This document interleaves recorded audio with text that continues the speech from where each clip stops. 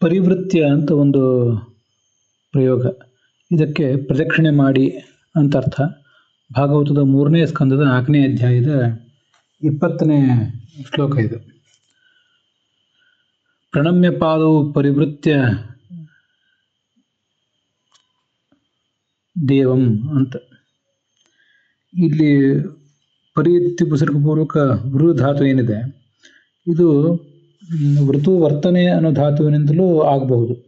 ಅದು ಭ್ವಾದಿಗಣದ ಧಾತು, ಅಲ್ಲಿಯೂ ಆವೃತ್ಯ ಇತ್ಯಾದಿ ಲೆಪ್ರತ್ಯಯ ಆಗ್ತದೆ. ಹಾಗೆ ಪರಿ ಅಂತ ಇಟ್ಕೊಂಡ್ರು ಉಪಸರ್ಗ ಹಾಕಿದ್ರು ಪರಿವೃತ್ಯ ಅಂತ ಆಗ್ತದೆ. ಆದರೆ ಮೂಲ ಧಾತುವಿಗೆ ವೃತು ವರ್ತನೆ ಅಂತ ಅರ್ಥ, ಅಸ್ತಿತ್ವ ಅಂತ ಅರ್ಥ ಇದೆ.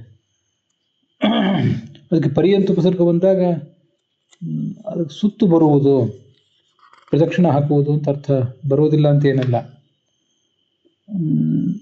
ಋತು ವರ್ತನೆ ಧಾತುವನ್ನು ತಗೋಬಹುದು. ವೃಂಜ ವರಣೆ ಅಂತ ಮತ್ತೊಂದು ಧಾತು ಇದೆ, ಸ್ವಾದಿಗಣದ ಧಾತು ವೃಂಜ ವರಣೆ ಅಂತ.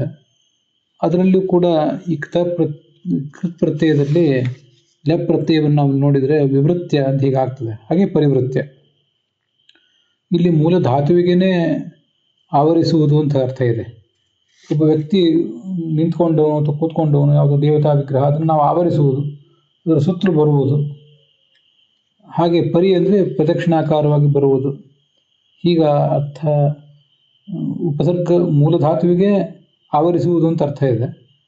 ಅದರ ಜೊತೆಗೆ ಉಪಸರ್ಗವನ್ನು ಸೇರಿಸಿದಾಗ ಪ್ರದಕ್ಷಿಣೆ ಬರುವುದು ಅಂತ ಇನ್ನೂ ಹೆಚ್ಚು ಸ್ಪಷ್ಟ ಆಗ್ತದೆ.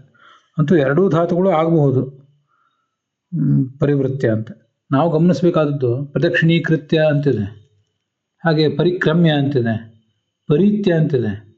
ಆ ಥರದ ಬೇರೆ ಬೇರೆ ಪ್ರಯೋಗಗಳನ್ನ ನಾವು ಮಾಡ್ಲಿಕ್ಕೆ ಬರ್ತದೆ. ಅಂಥದ್ದು ಇಲ್ಲೊಂದು ಪರಿವೃತ್ಯ ಅಂತ. ಅದಕ್ಕಾಗಿ ಇದನ್ನು ತಮ್ಮ ಹಂಚಿಕೊಂಡಿದ್ದೇನೆ.